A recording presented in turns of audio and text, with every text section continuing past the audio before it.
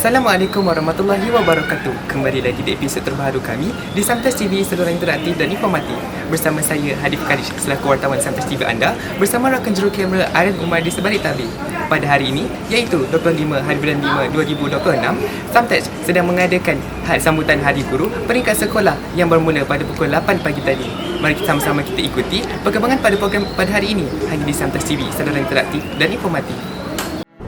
Program pada hari ini dimulakan dengan program Ihad Jumaat pada pukul 7.30 pagi bagi memberkati perjalanan program pada hari ini dan pengisian tentang bulan Zulhijjah dan ibadah haji. Kemudian, acara dimulakan dengan perarakan masuk guru-guru yang diraikan beserta nyanyian lagu negaraku, lagu negeri Selangor dan lagu sekolah. Selepas itu, ucapan alu-aluan diberikan daripada pengerusi majlis diikuti dengan ucapan penutusan Hari Guru dari Kementerian Pendidikan Malaysia. Setelah itu, program diteruskan lagi dengan nyanyian lagu Kami Guru Malaysia dari semua guru-guru Samtas dan kaki tangan.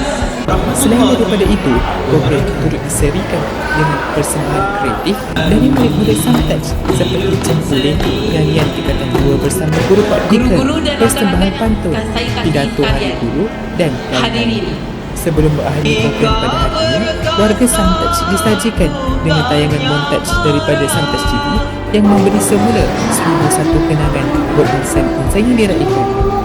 Kemudian diteruskan lagi dengan sesi mengambil gambar antara guru-guru dan murid-murid serta sesi pemberian hadiah. Baiklah, kita telah tiba di penghujung rancangan. Sekalum apresiasi dan ucapan tahniah diucapkan kepada semua yang menjayakan program pada hari ini, khususnya kepada guru-guru yang diraikan. Guru ibarat pelita yang menyinari kehidupan semua orang.